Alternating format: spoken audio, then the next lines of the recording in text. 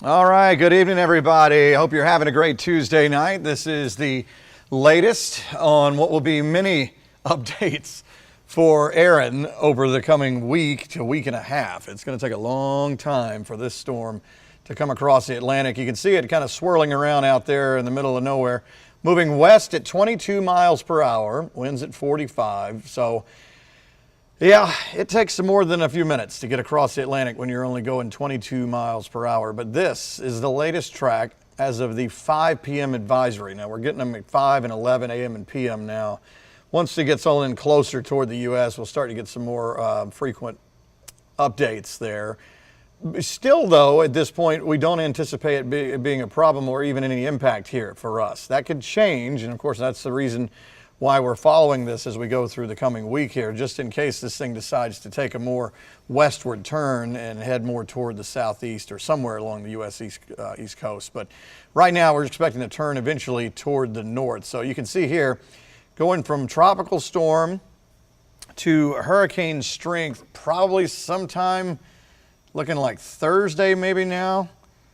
Earlier it was looking like Wednesday night and Thursday. But anyway, the National Hurricane Center says a Cat 1. And then a Category 2 on Friday. Saturday, it's still the same thing, and then jump into a Cat 3 by the time we get into Sunday. I mean, that's a long way out. You're talking about the backside of the weekend, and it's still nowhere even close to the U.S. just yet. So a lot of stuff can change between now and then, but the models have been pretty consistent. Here's a look at the group from the GFS.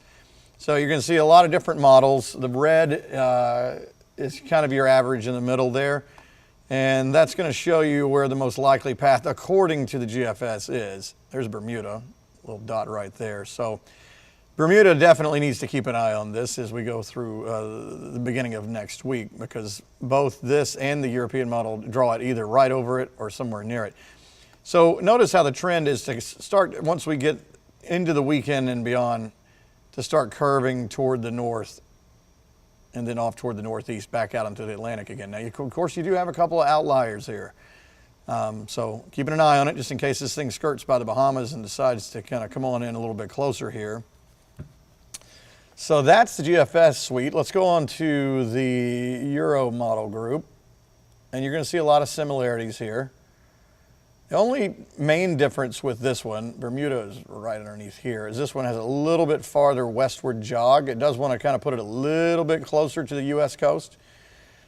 Could be something to keep an eye out for like the Outer Banks, North Carolina, as you get into about a week from now. I mean, many days away. And again, things can change, but consistency is pretty tight between the models right now and the thinking that it's just going to kind of guide in between these highs that are going to be for the Atlantic and for the southeast, eastern half of the country, and really just kind of thread right through here, up and over.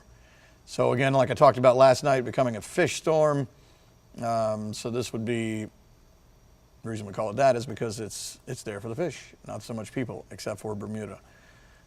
So again, some outliers. Yeah, could it skirt by the Bahamas and then eventually come up this way? A couple of models think possibly. But the general consensus is, to kind of go toward the north. You do see some groupings right here that do kind of go. That's the reason I was saying like the Outer Banks of the Carolinas, if the Euro is right. Let's put it all together and go forward with the long-range models. And you can see the green with the reddish purple area, that's the GFS, and then the Euro is in the blue circle. And I like to stack them together. Some folks don't like this model comparison because it just looks like a lot of blobs, and I get that. But to me, it kind of compares things a little better, especially when I back it up. You can see how they're kind of together. The blue European model is underneath the GFS. And notice how the blob is pretty close here. As we start to get on out, Sunday, Monday, Tuesday, you see a little separation there. GFS says more curve it toward Bermuda, and eventually the Euro does too. You saw the spaghetti model plots there, but it just hangs it a little farther west before it starts that turn. If either one of these solutions are right, or any of these spaghetti models I was showing you are right, then this is going to be a non-event for us. It will not affect us. But if something changes and this thing decides to break away a little bit, it would take a big change in the weather pattern, which doesn't look to be in the offing, but something we'll watch for anyway. So if you're just joining us again, it is still Tropical Storm Erin for now as it loads up on here on your screen. You can see again, it's a very slow movement west at 22. Of course, we've seen slower storms than this. Slow when you think about that it's got to come across the entire Atlantic Ocean. So it left Africa and now it's just dawdling out there. So it's going to take Wednesday, Thursday, Friday, Saturday, Sunday, and even then Sunday, it's now, just north of Puerto Rico. So not even to the Bahamas yet. So we're looking at a Monday, Tuesday, Wednesday, if it was going to be close to us, heading into Bermuda, Tuesday, Wednesday, something like that. And again, the strength going from tropical storm force, that's what these icons are, to then jumping to a Cat 1 hurricane, probably Thursday into Friday. And then strengthening to a 2 and then to a 3. Now remember, the Saffir-Simpson scale only goes to 5. And once you get to a 3, it's then considered a major hurricane. So this should be a big storm. I don't know if it's going to go to a 4 or anything higher yet. We'll have to wait till this is a lot of days. And the Hurricane Center will fine-tune this as it gets closer on in. But again, this curve here is what's expected. Let's go over again the GFS. You can see all the different models. There's that run toward the northwest that sort of jumps toward the north here and then curves back around toward the northeast. And once again, yes, you do have some outliers that try to throw it over this way, and that's exactly what they are, is outliers. I mean, some models do say, hey, hold on a second, this thing may go this way, but that's not the majority opinion at this point. This is the GFS. To the Euro group again. And what we're seeing is a similar scenario, but as I mentioned earlier, it does want to hang out a little farther west toward us. So the Euro is the one that drives it a little bit closer toward the U.S. coast, but even then, there's only a couple outliers that would bring it by the Bahamas that would be something that we would be really paying attention to. Of course, we're going to pay attention to it, but as far as something that we'd be, starting to get concerned about it, I do think that if it takes this westward jog, even though the U.S. side is going to be on the clean side of the storm, if you had a Cat 3 or higher, that could be a problem for the Outer Banks of North Carolina there. So something to watch. But again, the general consensus in red here is that it stays well off the U.S. coast and goes near Bermuda and then eventually hangs back out here. So once again, this is the GFS in green, yellow and orange or red, whatever this is, trying to show you kind of some of the intensity. Underneath it in blue is the European model. So you can see two models running at the same time.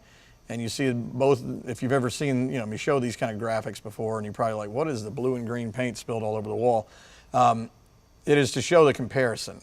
How are they tackling the same storm over time? And notice how they do start together. Saturday, Sunday here now, separation. Going into Monday, Tuesday.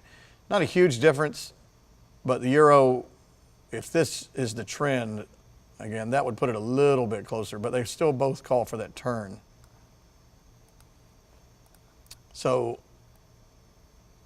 the GFS kind of turns like this and then goes back out in the North Atlantic. Euro stays with it together until it gets about right here, and then it turns it. So that's the difference in the two at this point. But again, many, many days to go before we actually see how this thing is going to play out. But the models are fairly consistent at this point. But again, got a long way to go. So if anything were even close to being something that would impact us or be close by, it would be a week from now. So we'll be talking next Tuesday, Wednesday, somewhere in there, if it were going to be anything nearby. So that's kind of the latest on that. Tropical Storm Erin for now. Again, poised to become Hurricane Erin probably Thursday late into Friday, and then start running up the scale from a Cat 1 to a 2 to a 3, becoming a major hurricane, and then expecting to take that northward turn toward Bermuda. If everything goes as planned, it would not affect us at all. It would be out in the Atlantic, and we would never have any impact from it at all. So we'll see how it changes, if it does, as we go through the next week. And of course, we'll continue to have updates here and online and on air and all over the place. So thanks for joining me. We'll talk later.